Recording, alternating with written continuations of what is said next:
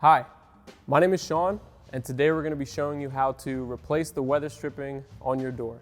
So one of the reasons why you might want to do this is that many brands or materials of weather strip will actually crack or deform over long periods of time.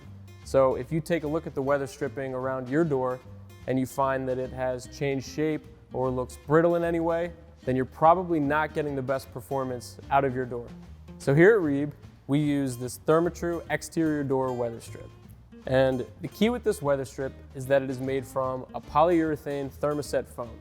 So what that means is that even after continuous exposure to heat, pressure, opening and closing the door, the foam will always retain its memory and bounce back to its original shape. And this is very important to maintaining a high performance seal around your door.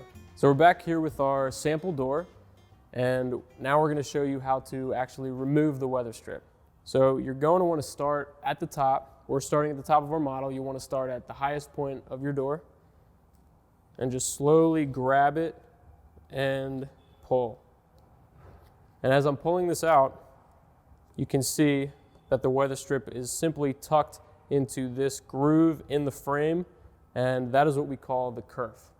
So the next step is to take your brand new weather strip, and we're going to start at the top of our model here once again. So you'll start at the top of your door, and you'll want to push it in slowly back into that groove or the kerf.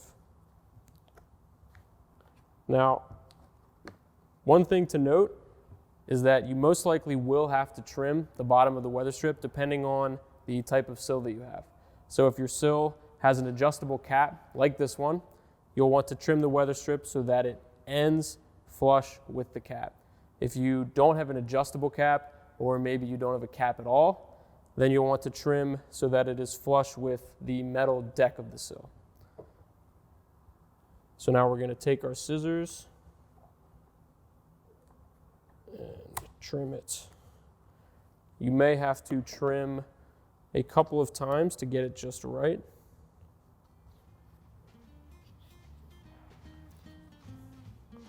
Let's try one more.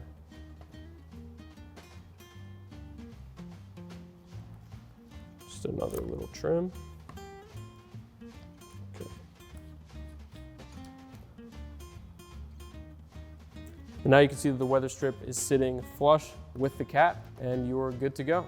So now that you've replaced the first side, all you need to do next is replace the head weather strip and the side weather strip, and you should have a much better performing door unit going forward. Thank you guys for watching. As always, please remember to like, share, and subscribe to see more videos like this. And if you have any door-related questions for us, leave a comment below, and we will get them answered for you. Thanks guys, and have a nice day.